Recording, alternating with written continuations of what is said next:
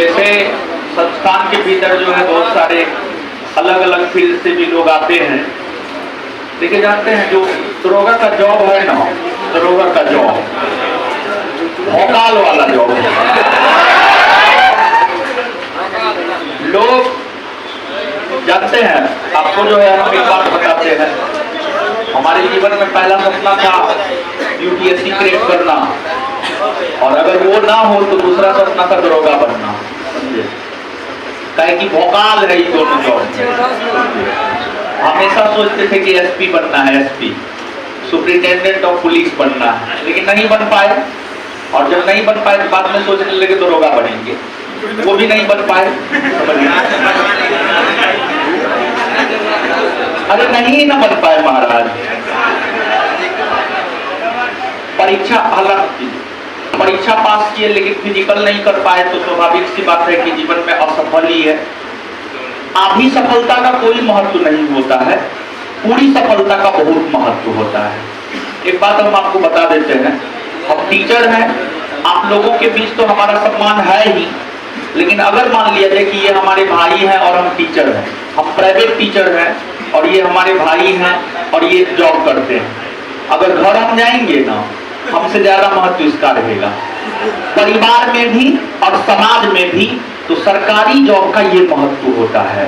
तो सरकारी जॉब, हाँ बिहार क्या हर जगह, बिहार ही नहीं बल्कि हर जगह बहुत ज्यादा महत्व होता है। तो नितेश जी हैं जो 2446 से ही संस्थान से जुड़े रहे थे, और जिस टाइम से ये तैयारी करना शुरू किए थे कि उसी टाइम में जो है 2446 के टाइम में कोरोना आया था।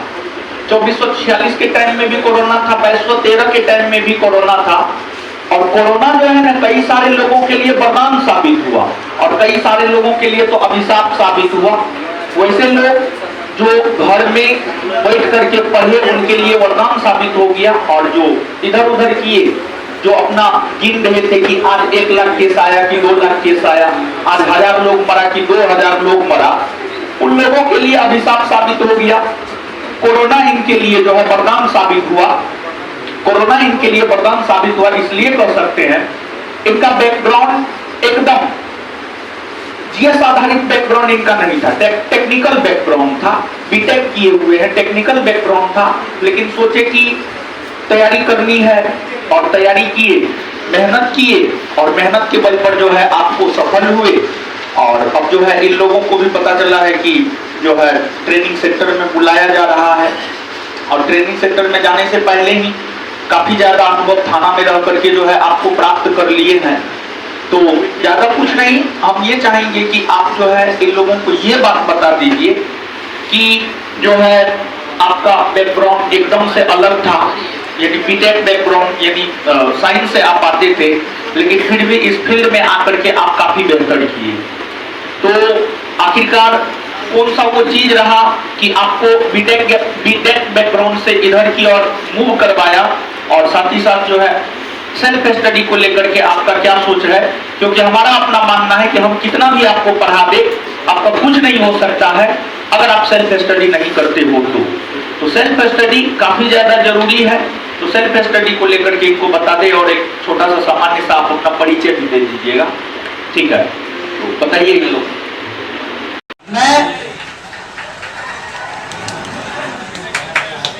मैं एक इलेक्ट्रिकल इंजीनियरिंग का छात्र रहा था, अभी तो हम नहीं, देख भी रहे हैं आप लोग। तो जब मैं शुरुआत किया था ये दरोगा बनने का सपना अपने अंदर, तो ये नहीं देखा था कि हमें आज ही मिल जाएगी। जब हम शुरुआत किए थे तो 3 महीने में पीटी 2446 का निकला था। उसके बाद आप जैसे ही लोग और आपके सीनियर लोग भी जो सफल नहीं हो पाते हैं, केवल भ्रमित करते हैं, उन्होंने बताया कि मेंस बहुत टफ होता है। फिर देखे कोरोना आ गया, अब क्या करें? तो एक रूम में क्वारंटीन हो गए, हमें कोरोना हुआ नहीं था, पढ़ाई वाला क्वारंटीन हुए, हम पढ़ाई का कोरोना हुआ, बंद हो गए और लगे पढ़ने। डेट भी उस समय इलेक्शन की वजह से एक्सटेंड हुआ था, तो 29 नवंबर को एग्जाम हुआ था 2446 का। अंततः फाइनली नहीं हो पाया, अलग बात है। उस समय सार्जेंट हम पास नहीं थे, इस समय सार्जेंट भी पास थे और फर्स्ट प्रायोरिटी पीएसआई था, तो वो हमको मिला था। अभी बेतिया पुलिस स्टेशन में सिचुएटेड है, अभी वहीं पदस्थापित है। पदस्थापित तो बेतिया में ही है, वहाँ अलग ट्रेनिंग करने के बाद अलग थाने भी मिलेंगे। अभी जो थाने में है उसमें नहीं मिलेगा, कहीं और भी मिल सकता है या वो भी मिल सकता है। सामान्य सा बात ये है आप लोगों के लिए भी कि आप अपना टारगेट तो अचीव करेंगे ही और करते भी हैं, लेकिन अपना जब गोल और फोकस जब टारगेट एक रखते हैं तो हमेशा एक रहना चाहिए। जैसे किसी का होता क्या है कि टारगेट अगर बना लेता है उसके बाद थोड़ा सा उसमें मेहनत का कमजोरी आता है, मेहनत ना करने का, तो वो देखता है कि मेरे पापा का इतना खेत है, मेरे पापा ये जॉब में है, मेरा भाई तो ये है, मेरा इतनी इतनी जगह पे मकान दुकान है। वो कहीं ना कहीं आपके टारगेट को क्या करता है, ढीला करता है, हिला देता है, नींद को हिलाता है। तो आप लोग अपने टारगेट पे एकदम से सटीक बैठे रहिए, एकदम से हमें लेना है, बनना है तो यही बनना है, दूसरा कुछ नहीं बनना है। एक छोटा सा आप बता रहे हैं, आईएएस का इंटरव्यू में पूछा था कि आप अगर आईएएस नहीं बनते हो तब क्या करोगे, तो बड़ा सहजता से बताया स्टूडेंट कि सर फिर तैयारी करेंगे। तो बोला कि अगर ये नहीं होता है तो क्या करिएगा, कोई है ऑप्शनल आपके पास सक्सेस होने के लिए। तो कोई और बोल सकता है कि सर ये कर रहे हैं, नहीं पीएससी नहीं हुआ तो फिर बीपीएससी निकाल लेंगे। तो बोला नहीं सर, हम जब करेंगे तो यूपीएससी करेंगे, फिर करेंगे तैयार, क्या दिक्कत है। तो ये चीज होनी चाहिए। और 2213 में भी हमें कोरोना हो गया था, दिल्ली में ही रहे थे और वहां कोरोना हो गया था हमें, और वहां भी खुद से ही पढ़े थे क्वारंटीन होकर रूम में। ज्यादा सेल्फ स्टडी पे फोकस कीजिए आप लोग भी, हम तो यही बोलते हैं। और मेरा भाई भी इंजीनियर है, इन्फोसिस में है वो, उसका लैपटॉप लेके जब बैठते थे सर का, जब ऑनलाइन क्लास होता था तो अलग से एक्साइटमेंट होता था। सर का ये लास्ट आवर में ऐसा होता था कि 5-6 टॉपिक 10 टॉपिक एक साथ क्लियर करवाते थे, तो ऐसा तसल्ली होता था दिल से कि आज कुछ पढ़े, इतने टॉपिक को खत्म किए। क्योंकि मेरा ये बैकग्राउंड तो था नहीं, टेक्निकल बैकग्राउंड था, बहुत डर लगता था। तो डरने की कोई बात नहीं है, आप लोग लगे रहिए, जरूर सफलता मिलेगी। ये मंत्र ये दरोगा बनने के लिए नहीं है, और चीजों के लिए है कि अपना टारगेट, अपना गोल जो है, फोकस जो है, डेफिनेट कर लीजिए कि हमें यही करना है, तभी, अभी नहीं तो कभी नहीं, है ना। ये होनी चाहिए इंसान में। और बाकी सेल्फ स्टडी पे ज्यादा ध्यान दीजिए। सर का 2 घंटे और 4 घंटे का क्लास, सर तो बोलते हैं 7 घंटे पढ़ते रहो, हमारे पास ही रहो, ठीक है, बोलते हैं ना, कहते भी होंगे, लेकिन वो चीज कितना फायदा करेगा जब आप घर पे खुद 7 घंटे पढ़िएगा तभी। नहीं तो बहुत को देखते हैं कि यहाँ 7 घंटे 8 घंटे तक बैठे रहेंगे, सर जब निकलने लगे वो भी साइड में निकलेंगे, सर हम आपके साथी थे, पढ़ रहे थे। ऐसा दिखावा नहीं करना है। 7 घंटे 8 घंटे घर पे पढ़िए, सर के पास 6 घंटे ही पढ़िए। अलग अलग लोगों का अलग स्ट्रेंथ है पढ़ने का, और ज्यादा मेहनत मत कीजिए, ज्यादा चीज को सीखिए। सीखिएगा तो एग्जाम में बैठिएगा बनाने या करने सॉल्व, तो आपको होगा क्या ना कि जो प्रेजेंस ऑफ माइंड है उससे चीज को सॉल्व करिएगा, रटा रटाया नहीं होता है। या आप 2213 को उठा के देख लीजिए, या 2446 का मेंस देख लीजिए, कहीं ना कहीं आप जब खुद से एनालिसिस कीजिएगा, चीजों को कंसेप्ट पकड़ बनाइएगा। जहां तक सर हमेशा बोलते हैं कि चीज को पकड़ो कि है क्या, खुद रख लिए, ये सेट लगा लिए, वो कोई फायदा नहीं करेगा। वहां थोड़ा सा उसका वर्ड मीनिंग बदल देगा तो ऊपर से नीचे ऐसे देखने लगेगा, कुछ समझ में नहीं आएगा, और गलत उसका टिक लगा के आइएगा।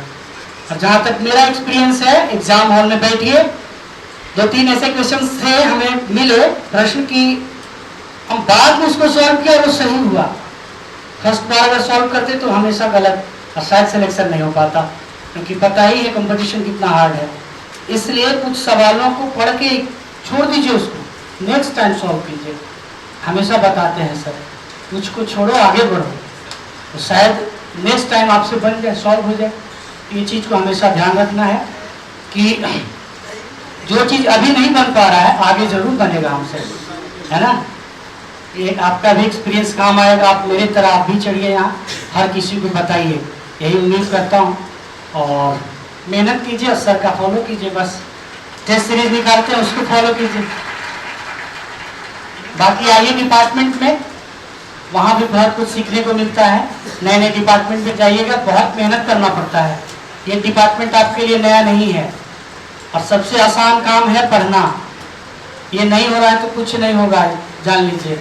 ना आपसे खेती होगा, ना कारोबारी कुछ कर सकते हैं, ना बिजनेस कर सकते हैं। कुछ नहीं करना होता है, बैठ के कॉपी किताब खोल के पढ़ना होता है। भार है क्या? कुछ भार नहीं है। इसलिए इसको इग्नोर करके मत चलिए कि कल पढ़ लेंगे। सर जहां तक जो कुछ बताए आप उसको गहन कीजिए, सीखिए सीखिए। जैसे क्वेश्चंस बहुत कुछ आते हैं और रटा रटाया क्वेश्चन पढ़िएगा कुछ नहीं होता है। अब पढ़िए कि बिहार के राज्यपाल इसमें से कौन नहीं था, ऐसे भी सवाल आता है। अपने जहन में खुद से सवाल को क्रिएट कीजिए, क्या सवाल आ सकता है। जैसे एक सवाल आया था कि कौन सा प्रधानमंत्री जो रहा है कभी मुख्यमंत्री नहीं रहा है, तो वो सब चीज ना पता नहीं क्यों मेरे दिमाग में पहले से आ जाता था सवाल। कहाँ पे लोकसभा का सीट ज्यादा है, डिसेंडिंग असेंडिंग ऑर्डर में चेंज करने को आता है ना। तो ये सब चीज बैठ के खुद सोचिए कि सवाल पूछ क्या सकता है। 2-4 सवाल आप खुद बना सकते हैं और वही स्टूडेंट ब्रिलियंट है वही निकाल सकता है एग्जाम को।